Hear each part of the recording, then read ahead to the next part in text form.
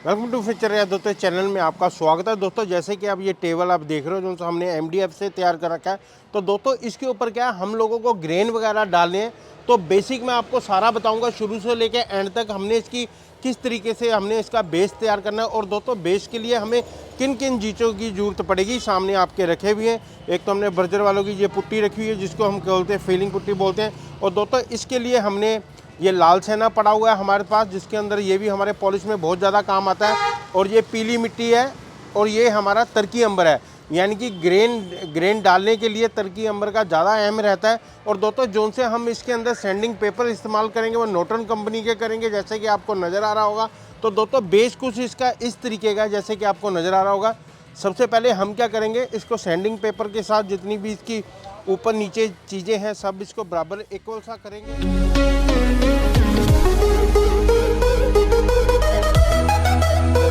सबसे पहले हम लोग क्या करेंगे, टेबल के जो सा जितने भी अपनी ये आपको एज वगैरह नज़र आ रहे हैं तो हम इसको सैंडिंग करेंगे। सैंडिंग के लिए जो सा हम पेपर ले रहे हैं, हम ले रहे हैं 220 नंबर का ले रहे हैं। आमतौर पर जो सा वुड के लिए 50 से 60 नंबर लेना पड़ता है।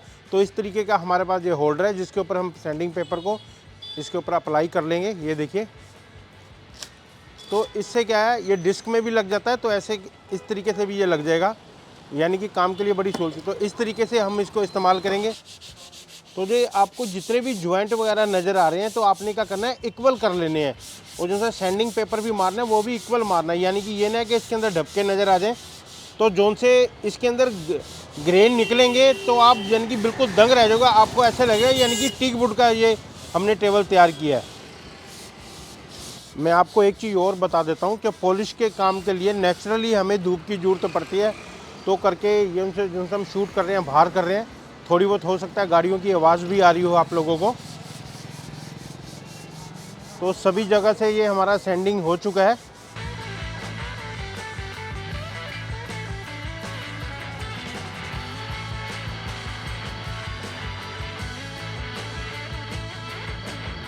तो अब क्या करेंगे, अब उसमें हम फीलिंग पुट्टी भरेंगे।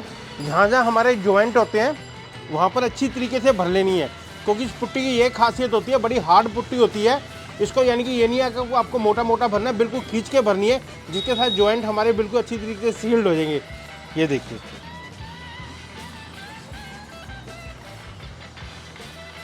आजकल तो कंपनी के आने लगी, पहले हम पेंटर भाई हम खुद ही बना लेते थे इसको, क्योंकि हाँ इस तरीके से कर लेंगे हम। एमडीएफ के फर्नीचर में दोस्तों आप बेशक हाई ग्लोस कर लो, बेशक पीयू कर लो, इसके अंदर फिनिशिंग बड़ी ज़बरदस्त आती है इसके अंदर। क्योंकि वुड में तो फिर भी 19-20 का फ़र्क रह जाता है, इसके अंदर नहीं रहता अगर करने वाला आपके पास सही है।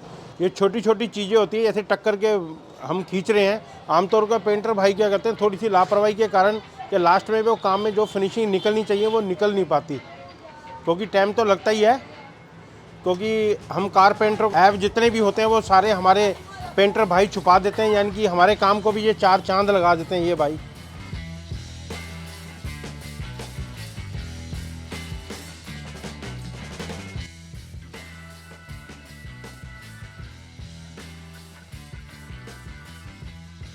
जो हमने इसके ऊपर पुट्टी भरी थी वो पक्की हो गई है हमारी। तो अब क्या करेंगे, हम उसको सैंडिंग कर रहे हैं। तो जितने भी वो गैप के अंदर रह जाएगी बाकी सारी झड़ जाएगी।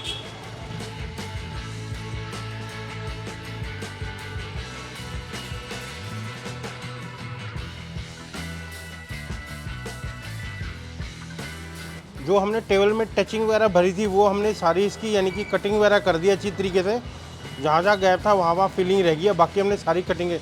अब इसके बाद क्या हमने करना है, इसके ऊपर कोट मारेंगे। वो कौन सी चीज़ का मारना है ये मैं आपको बताऊँगा। जो चीज़ अब हम टेबल टॉप पर अप्लाई करेंगे, तो दोस्तों इसको क्या पीली जर्मनी मिट्टी कहते हैं। ये आम पीली मिट्टी नहीं है जो कि हमें पैकेट में मिलती है, ये आपको लूज भी मिल जाएगी। 80 रुपये किलो इसका रेट रहता है। तो इसको जितनी आपको ज़रूरत है उस हिसाब से आप मिला सकते हो। तो इसके अंदर पानी भी मिलाएंगे हम। तो हम क्या करेंगे, इसको अच्छी तरीके से मिला लेंगे। इसको ना तो ज़्यादा आपने पतला करना ना ज़्यादा इसको आपने मोटा करना है। तो इसके अंदर अब क्या करेंगे, हम वाइट वाला एडहेसिव भी मिलाएंगे, यानी कि जौन सी इसकी पकड़ करेगा अच्छी तरीके से। तो हमारी इसके अंदर 3 चीज़ें आ गई हैं। एक तो वाइट वाला एडहेसिव आ गया, पीली मिट्टी आ गई है और पानी आ गया। तो इनको अच्छी तरीके से मिलाएंगे। दोस्तों ये कुछ इस तरीके का हो गया, ये देखिए कि ब्रश आपका अच्छी तरीके से वुड के ऊपर अप्लाई हो जाए।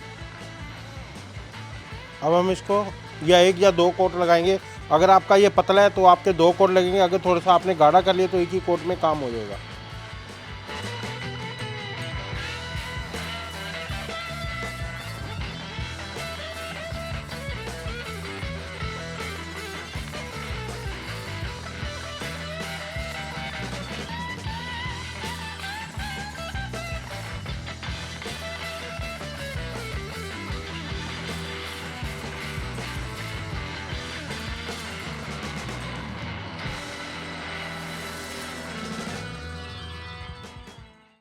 दोस्तों जैसे हमने टेबल पर पीली जर्मनी का पाउडर मारा था, ये अच्छी तरीके से ड्राई हो गया।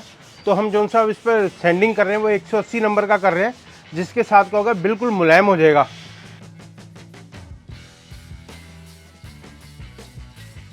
दोस्तों पॉलिश के ऊपर जो सा हमने 1-1, 2-2 कोट मारने, ये हमने लाखदाना यानी कि पॉलिश और स्प्रेड और लाखदाने के मिला के बनाते हैं हम लोग।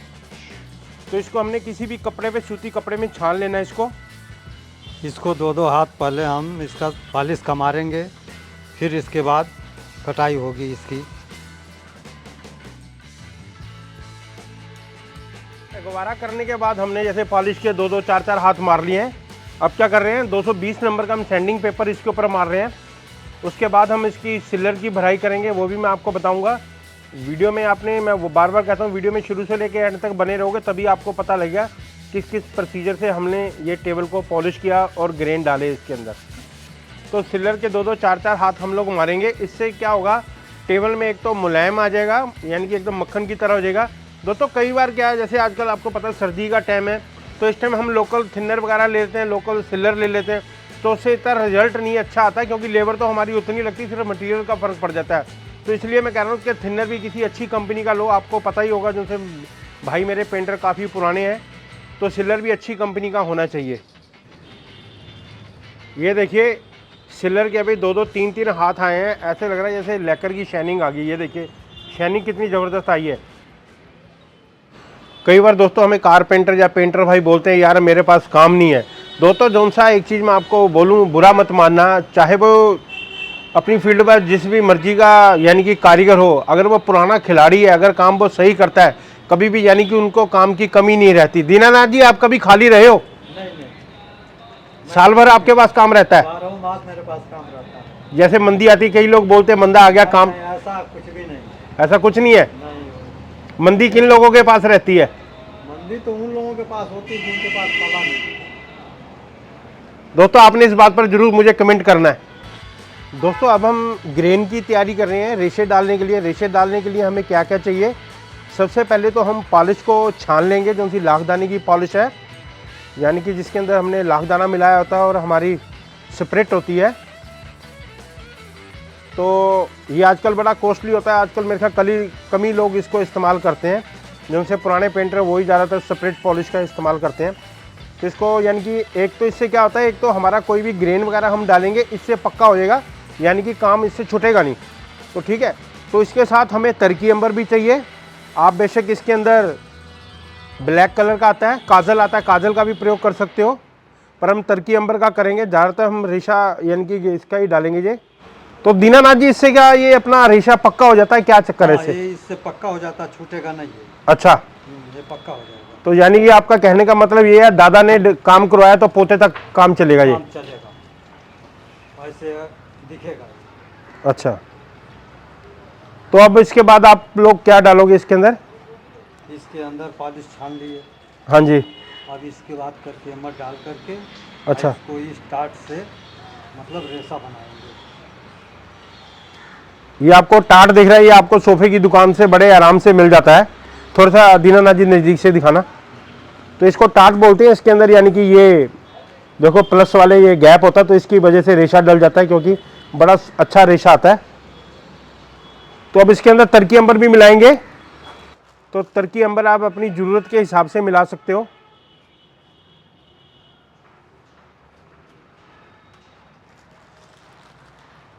ये जो सा मैं शूट कर रहा हूँ छत पर कर रहा हूँ, हो सकता है इनकी मेरे ख्याल नीचे टूल वगैरह नीचे रह गए हैं। कहीं आप कमेंट में बोल दे यार किससे तुम कर रहे हो, क्योंकि पेंटर भाइयों का यही होता है कि अपने ये टूल खुद ही तैयार कर लेते हैं। तो इसके अंदर टर्की अंबर हमने डाल दिया, ये देखिए।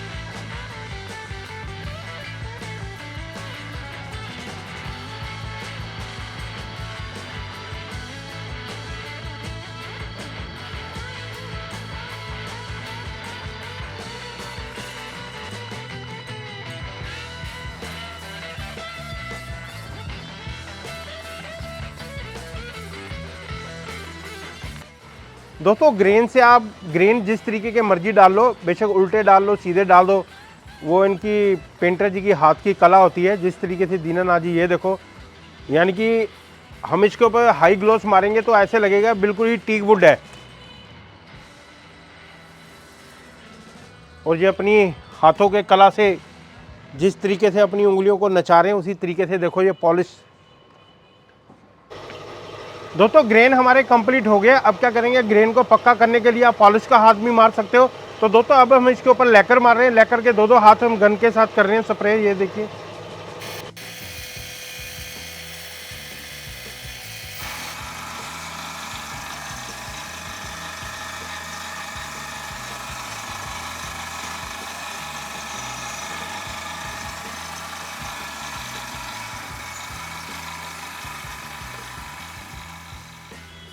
लेकर लगाने के बाद 2-3 घंटे बाद हम क्या कर रहे हैं, 2000 नंबर से इसकी कटाई कर रहे हैं। इसके साथ क्या होगा, फिनिशिंग और ज़बरदस्त निकलेगी इसके साथ। इसके बाद हम इसकी कटाई के बाद इसके ऊपर हाई ग्लोव्स डालेंगे। हम इसके ऊपर हाई ग्लोव्स डालने जा रहे हैं कि जैसे हम ओपन में काम करते हैं, आपने क्या करना है, बड़ी अच्छी बात इन्होंने बताई दीनानाथ जी ने, कि अपने चारों तरफ आपने क्या करना है, हल्का सा पानी का छिड़काव वगैरह कर लेना है, जैसे दीनानाथ जी ने कर लिया। इससे क्या होता है, धूल मिट्टी नहीं ऊपर उड़ती और हमारा कोई भी टॉप वगैरह एकदम क्लियर नज़र आता है। जैसे आप रखने के बाद भी कोई हवा चलेगी, धूल मिट्टी नहीं इसके ऊपर पड़ेगी। अब हम इसके ऊपर क्लियर मारने जाएंगे।